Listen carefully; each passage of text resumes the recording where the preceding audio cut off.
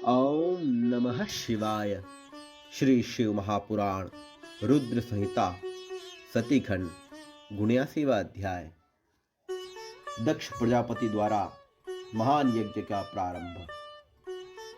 यज्ञ में दक्ष द्वारा शिव के न बुलाए जाने पर दधीचि द्वारा दक्ष की भर्त्सना करना, दक्ष के द्वारा शिव निंदा करने के पश्चात दधीचि का वहां से प्रस्थान। ब्रह्मा जी बोले, हे मुने, एक समय दक्ष ने एक बड़े महायज्ञ का प्रारंभ किया और दीक्षा प्राप्त उसने उस यज्ञ में सभी देवताओं तथा ऋषियों को बुलाया। शिव की माया से विमोहित होकर सभी महर्षि तथा देवता यज्ञ को संपन्न कराने के लिए आए। अगस्त्य, कश्यप, अत्रि, वामदेव, भृगु, दधीचि, भगवान व्यास, भारद्वाज, गौतम, पैल, पराशर, गर्ग, भार्गव, कुकुब, सित, सुमंतु, त्रिक, कंक और वैशाम्पायन, ये सब तथा अन्य बहुत से मुनि अपने स्त्री पुत्रों के साथ लेकर मेरे पुत्र दक्ष के यज्ञ में हर्ष पूर्वक गए। इनके अतिरिक्त समस्त देवगण, महान अभ्युदयशाली लोकपालगण और सभी उपदेवता अपनी उपकारक सैन्य शक्ति के साथ वहां आए थे। दक्ष ने प्रार्थना करके पुत्र परिवार और मूर्तिमान वेदों सहित मुझ विश्वसृष्टा ब्रह्मा को भी सत्यलोक से बुलवाया था। इसी तरह भांति भांति से आदर प्रार्थना करके वैकुंठ धाम लोक से पार्षदों और परिवार सहित भगवान विष्णु भी उस यज्ञ में बुलाए गए थे। इसी प्रकार अन्य लोग भी विमोहित होकर दक्ष के यज्ञ में आए और दुरात्मा दक्ष ने उन सबका बड़ा सत्कार किया। विश्वकर्मा के द्वारा बनाए गए अत्यंत दीप्तिमान, विशाल, बहुमूल्य तथा दिव्य भवन दक्ष ने उन्हें ठहरने के लिए दिए थे। उन भवनों में मेरे तथा विष्णु के साथ वे सभी देव महर्षिगण दक्ष से यथा योग्य सम्मानित हो अपने अपने स्थान को स्थित होकर सुशोभित होने लगे। उस समय कनखल नामक तीर्थ में प्रारंभ में हुए उस महायज्ञ में दक्ष ने भृगु आदि तपोधनों को यजत्व बनाया। संपूर्ण मरुगुणों के साथ स्वयं भगवान विष्णु उस यज्ञ के अधिष्ठाता बने और वे वेदित्रीय की विधि को बताने वाला ब्रह्मा बना था। इसी तरह संपूर्ण दिक्पाल अपने आयुधों और परिवारों के साथ द्वारपाल एवं रक्षक बने थे। वे सदा कौतूहल पैदा करते थे।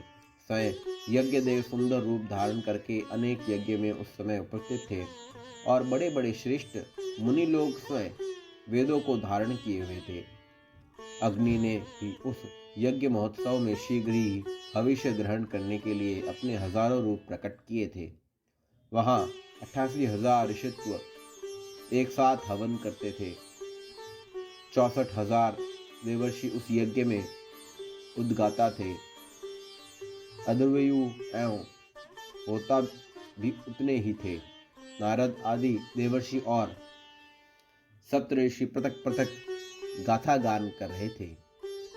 दक्ष ने अपने उस महायज्ञ में गंधर्वों, विद्याधरों, सिद्धों आदि सभी आदित्यों और उनके गणों, यज्ञों एवं नागलोक में विचरने वाले समस्त नागों का भी बड़ी संख्या में वर्ण किया था।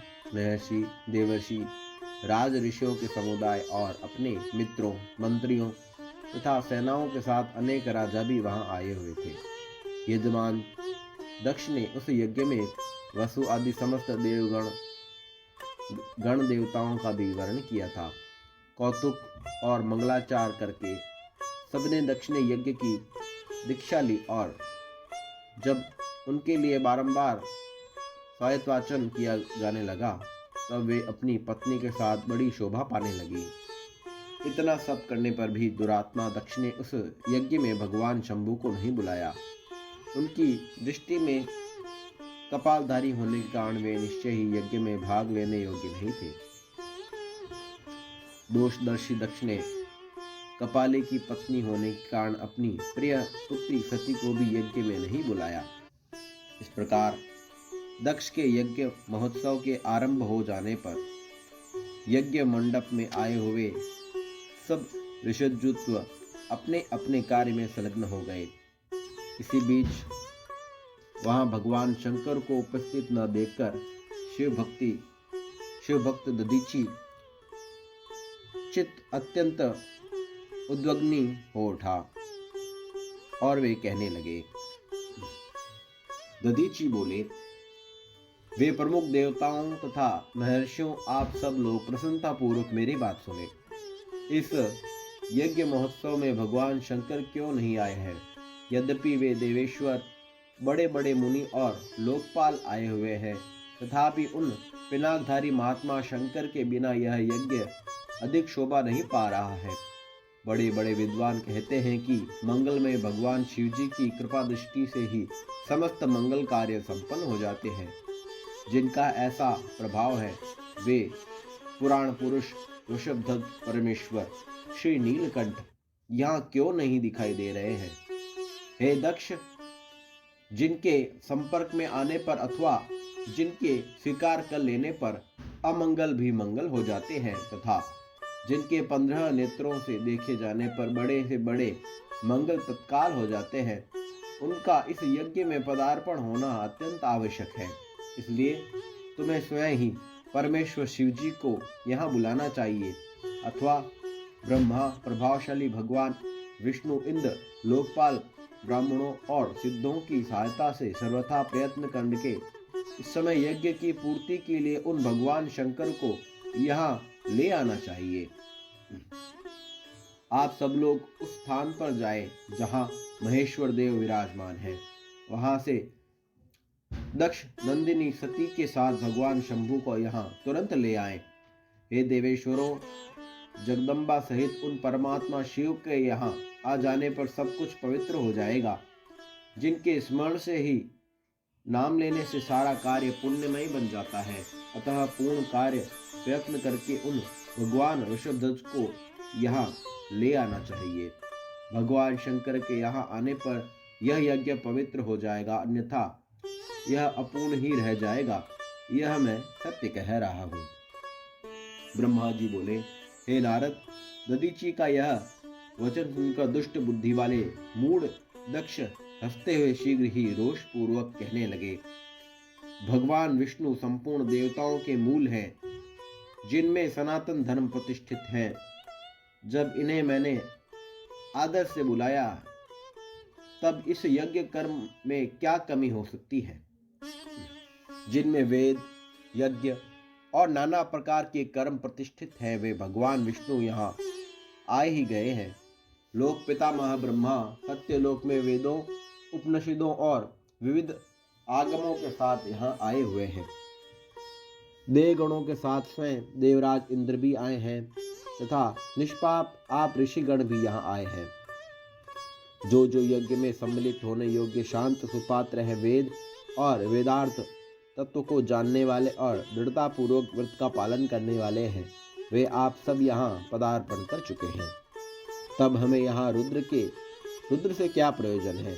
हे विप्र, मैंने ब्रह्मा जी के कहने से ही अपनी कन्या रुद्र को दी थी।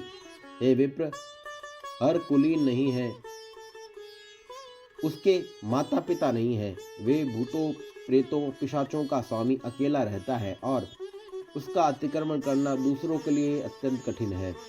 वह आत्म प्रशंसक, मूढ़, जड़, मौनी और ईर्ष्यालु है।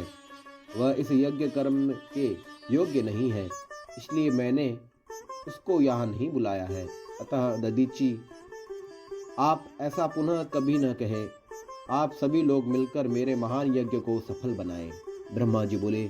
दक्ष की यह बात सुनकर दधीची सभी देवताओं और मुनियों को सुनाते हुए सारयुक्त वचन कहने लगे। दधीची बोले, हे दक्ष, उन भगवान शिव के बिना यह महान यज्ञ अयज्ञ है। निश्चय ही इस यज्ञ से तुम्हारा विनाश होगा। इस प्रकार कहकर दधीचि दक्ष की यज्ञशाला से अकेले ही निकलकर अपने आश्रम को चले गए। तदंतर जो मुख्य शिव भक्त थे तथा उनके मत का अनुसरण करने वाले थे, वे भी दक्ष को शाप देकर तुरंत ही वहां से अपने आश्रमों को ओर चले गए। मुनि दधीचि तथा दूसरे ऋषियों के उस यज्ञ मंडप से निकल जाने पर दुष्ट बुद्धि तथा शिवद्रोही दक्ष मुस्कुराते हुए अन्य मुनियों से कहने लगे।